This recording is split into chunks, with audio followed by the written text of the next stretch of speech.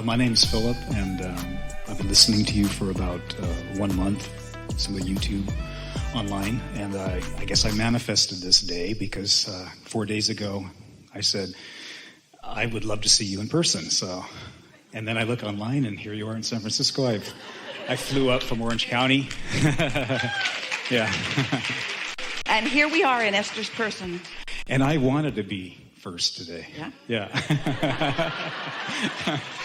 And because he's never been here before, he didn't know how astronomical the odds were. So he didn't shoot himself in his... Yes. So I know what happy is. I mean, I've been in moments of happy. When I'm in happy, I don't want to do anything. I don't feel motivated. My ambition just leaves me, and I don't want to make the 10 calls to get this business going, or I don't want to, We can see how it seems like that, but consider this. We're going to explain just a little bit about this to you, because when we talk about the law of attraction, we're talking about momentum also. If you're thinking about what you want, let's say success today in the calls that you make. If you're thinking about what you want, and then you're thinking about what you don't want, which is the grind of that, or how it hasn't been going well, you don't get any momentum going because you're going that way and then that way. So there's no momentum. Momentum happens when you think a thought, wanted or unwanted, and you don't contradict it with the other thought. For example, you could think about how hard it's going, and you could get a lot of momentum going that would paralyze you. It would make you feel like doing nothing. Or you could think about what you want, which would get momentum going toward what you do want. Esther calls it for herself sort of priming the pump. But what she has noticed about her own experience is that she used to prime the pump before she knew about the law of attraction, or about her placement in the universe, or the cooperative components that are all working with her toward what she wants. Before she knew about those things, she was wanting to motivate herself more. And she found, as most people do, that motivation comes from sort of acknowledging that if I don't do this, then this won't happen, or this bad thing will happen. And she didn't realize that she was actually building negative momentum against what she really wanted. So when you accept that law of attraction is responding to your vibrational output, which means what you're thinking about, and that as you are thinking with a little bit more clarity or focus toward what you do want, you'll begin to gather some momentum. A thought that you think for as little as 16, almost 17, 16, closer to 16 than 17 now, seconds, will bring another thought like it. And if you can hold that thought for another 16 seconds without contradicting it, another thought will join it. And once you get just beyond a minute, what happens is there's enough momentum now that your thoughts begin to flow more freely. The energy begins to flow more freely. And it's really when what we want to call law of attraction and true momentum kick in. Well, as short of time as that really is, most people never really get there, because you're so good at consideration, the pluses, the minus, the pros and the cons, what I like about it and what I don't like about it, that you don't really understand how to let momentum go.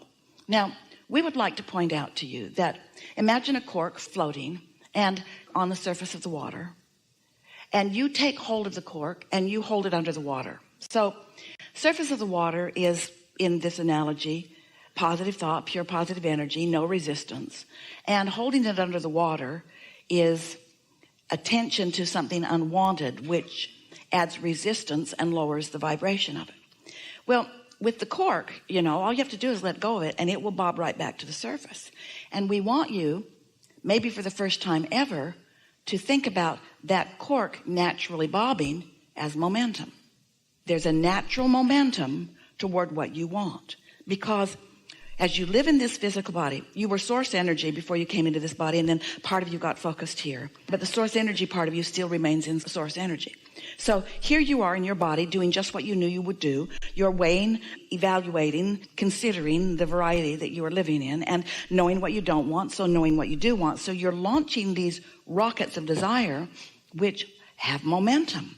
And the reason they have momentum is because your source, who remains non-physically focused, focuses only on what you're asking for, not on the reason you ask.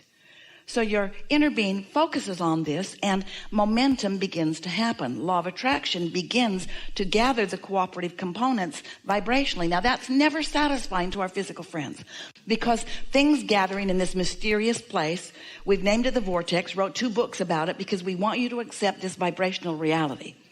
It is reality, and things are gathering. And so there's a momentum there that if you can allow yourself, by letting go of the thoughts that hold you from it, from holding the cork under the water, your desire, coupled with your inner being, will call you as one of the cooperative components to your own intentions, to your own desires. And that feels like momentum to you. That feels like something that you want to do. And even though a lot of people might say what you said, that you feel that you're happier when you're not doing anything, that just isn't the way that it is. In fact, we would go so far as to say you're only really happy when you are moving toward the intentions that life has caused you to carve out. So don't miss motivation, which is poking yourself with a rod to get yourself to move away from where you are, as compared to inspiration, which is your inner being calling you to who you really are and what you really want, and most important, to who you have already vibrationally become. That's the part that as physical beings you have to get over in the conversation that we have. You have to be willing to accept that there is a vibrational beginning to your creations that you can't see. Just like the seed that you put in the ground. The farmer puts the corn in the ground, and he can't see the stalk of corn and the ears of corn for a while. But he believes in the process. He knows that he has planted the seed, and if he tends to it, there will be corn. And you've got lots of corn in your vortex. You've got so many seeds about so many things that you care about, and most of them are ready for you to be ready for them. Where do you think all of your expansion comes from? Look at the evolution of your species. Do you see any pipelines from other planets bringing stuff in? It's coming out of your own creative juices. When you think it, the resources are all here for the creation of it. You can be or do or have anything. But you've got to stop contradicting your own desire with your awareness of what is. And what is manifested, we want to shout. What is manifested is the greatest reason for your contradiction of what's in the process of becoming. Because you say, I want it, but I can't see it. I can't see it. I can't see it. I can't see it. I don't know it. I haven't realized it yet. Is it really coming? I can't see it. That'll slow your momentum way, way, way, way down. But when you say, well, it does make sense to me. I have seen the correlation between my thoughts and what happens. I'm willing to accept that there is a law like gravity that I can't see, but I sure can see the effect of. Bring us a little bottle of gravity, please. It's in there. How do you know? Can't see it. Well, it's in there. Drop a marble in and watch what happens to it. Oh, went right to the bottom. Yep. Gravity must be in there. So, law of attraction is affecting everything that everyone is about. And so as you begin noticing that, and then you care about the way you feel, what you'll begin to notice is that you'll not only feel energized by it, but you'll begin to develop a passion about the way you're treated by the universe, about the way wonderful things shape up around you.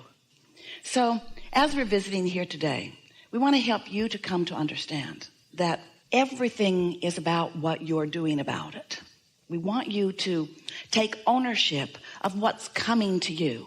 We want you to accept that it is your point of attraction, but we also want you to know that you have the ability, through your focus, through your paying attention to the way you feel as you focus, of molding your thoughts into frequencies that align with who you really are and what you really want, so that you can consistently live happily ever after. Now, living happily ever after does not mean contrast free. Living happily ever after means understanding the process, understanding that when you don't want something, that you do want something, and that you have the ability to choose which way you focus, and you can do it now or later. You get to choose all of it. And after a little while, instead of seeking a life of perfection where everything's all settled down and just the way you think you want it, instead, you will happily embrace the adventure of life that gives birth to the new desire, because you know once a new desire is born that your inner being is in on that the source energy within you and the point of attraction that your source energy holds is summoning to who you really are and summoning to your new desire all things that are necessary in order to bring it about in full fruition. That thought will turn to things. Wanted or unwanted, that thought will turn to things. So when you begin to understand that your thoughts are turning to things, and you begin to realize that you have lots of control over the thoughts you think, then what begins to happen is you begin to really enjoy anything that causes a new unfamiliar desire to be born within you, because now you get the fun, the adventure, the expertise, the hands in the clay of being able to focus in this sort of new arena and then to watch what feels like those who don't understand the laws of the universe, the magic of the universe, as the things that you are desiring are coming about right before your eyes. You get to witness your own creation. And that's the best part about being here in these physical bodies. You are source energy in physical bodies. You are an extension of non-physical energy. And as an extension of that non-physical energy, you're out here on the leading edge where you explore contrast that helps you to understand what you out here on the leading edge prefer. Because you got to be preferring more than what is, or you can't be expanding. Can you hear what we're getting at? We're not teaching you to be satisfied with exactly how things are. We want you to relax into the inevitable desire that pulses within you for more to happen in your life all the time. You cannot be satisfied with status quo. And you know why? Because the status quo, what you call the status quo, what you call reality, this see it, hear it, smell it, taste it, touch it reality that you like so much and that you want to give so much of your attention to, we want you to come to realize that that's old news. That's past tense, because once it's manifested, the juice has flowed and it has occurred. It's like gum you've chewed all the flavor out of. And if you are like most people, you are giving so much of your attention to what is manifested rather than tending to the new vibrational creations that are in your pipeline. For example, let's say something happened and you didn't like it. And everybody agrees with you. Nobody would have liked it. And so you're giving your attention to this thing that you do not like. And you're justified in not liking it. And you want to talk about it a little bit because you feel pretty virtuous in coping with it. And so you're talking about this thing that you don't want that happened. What we want you to realize is that this thing that happened and it's done. But as you keep talking about it and thinking about it, now you are messing with the energy of the creations that are in the pipeline. So the next one comes with similar trouble, and the next one comes with similar trouble. And it does not need to. It's because you are defending or justifying or blaming or criticizing. You've got your attention where you don't want it to be. You've got your attention, first of all, on negative stuff. You've got your attention, next of all, on old news. And most important, you are accomplishing a vibration by your attention to this unwanted thing that is now affecting the creations that are in the pipeline that are coming into manifestation.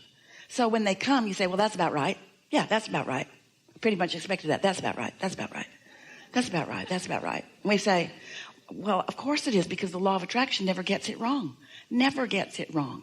So if there are things in your life experience that you're not enjoying all that much, withdraw your attention from them. If there are things in your experience that you really are enjoying, then give your attention to them. In other words, everything that's lovely in your experience positively affects the new things that are coming down the pipeline. And everything that you are viewing that you don't like is negatively affecting the things that are coming down the pipeline, because you create your own reality.